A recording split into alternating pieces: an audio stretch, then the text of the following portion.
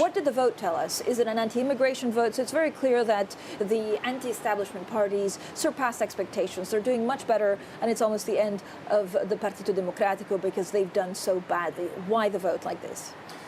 Well, yes, it is an anti-establishment vote.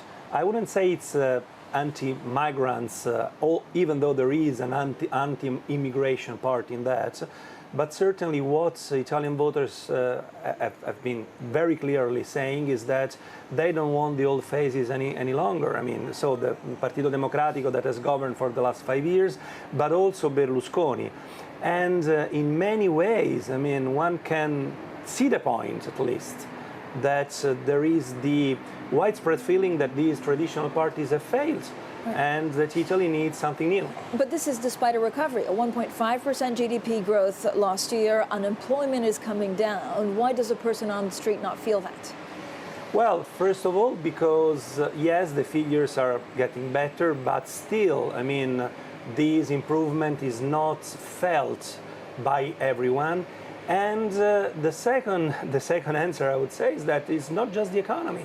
There is more to that. I mean, there is more to it. There is a feeling of helplessness, lack of guidance, a feeling that the establishment is far away, is not answering common people's needs. So there is more to it than just the economy, I believe. Okay, so if these numbers are correct, the Five Star Movement is the biggest party in Italy. Now, they don't have a majority, we understand. Will they form a coalition with anyone? So far, they've said no, but you've heard otherwise. I mean, privately, actually, they're saying that they're ready to open up negotiations. Now, we must see to what extent. For instance, is this a negotiation for a coalition government, or is this a negotiation for someone giving the votes to their own government? Of course, the two outlooks are very different from each other.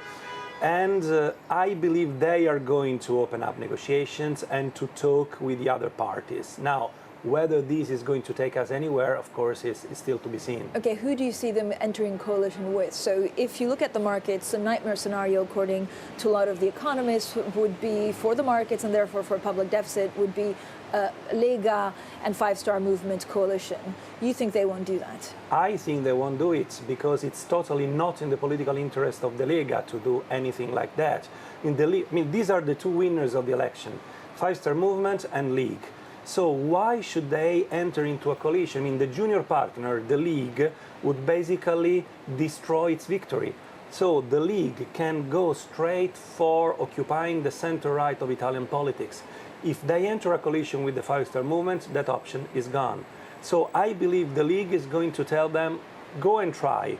And the only possibility I see is the Democratic Party that has lost the elections. I mean, the Democratic Party is the pivot in this situation.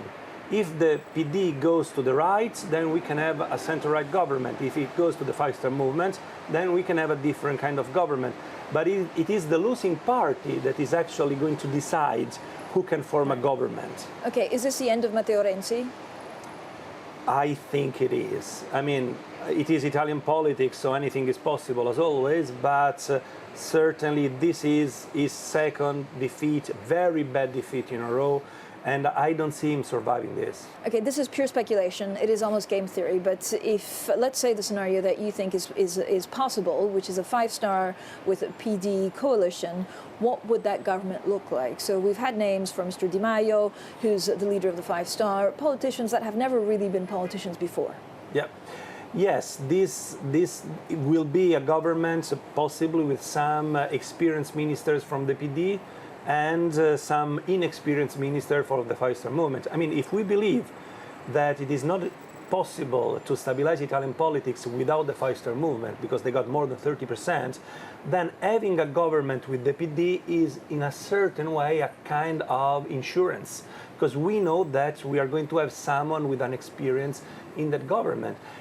I'm not looking particularly forward to it, but this is what the numbers are telling us. Okay, but what does it mean for businesses? What does it mean for the euro? What does it mean for reforms? I mean, I don't think this is going to be particularly bad for the euro and for business. I mean, of course, the Five Star Movement used to be an anti-European party, but they have changed a lot. I would say they're changing a lot. They are very ambiguous. really they can become almost anything. And certainly they're not so anti-European as they used to be. And I think they have seen quite a lot of reality. So I don't see them doing anything terribly stupid, neither having the possibility of doing anything terribly stupid, given that they must enter a coalition. And in a way, the same goes for the League. Also, they have, I would say, toned down their positions. So, in a way, these anti-system parties that now have won the election, they have become less anti-system in the process. Again, we're still counting a lot of the votes. We're still looking at the polls, so nothing's certain at the moment. But if it's a hung parliament, how quickly does the coalitions actually, how quickly will we know who's in charge? It's going to take time. So months? More? I wouldn't say months. I would say, the negotiations will begin seriously, officially in early April, because we still need for the parliament to get into its own. Then the presidents must be elected, the parliamentary groups must be formed, so it takes time. So after Easter, the negotiations will start. And of course, the majorities that have elected the presidents of the chamber will provide a guidance to what majority is possible. It very much depends. It's very difficult to say, but I expect the situation to be clear at least in 2 or 3 weeks.